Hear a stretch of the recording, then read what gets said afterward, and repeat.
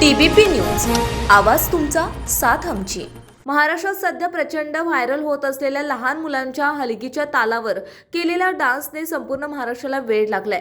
नाद पाहिजे हो, नादाशिवाय काय आहे असं सध्या सोशल मीडियावर बोललं जात आहे।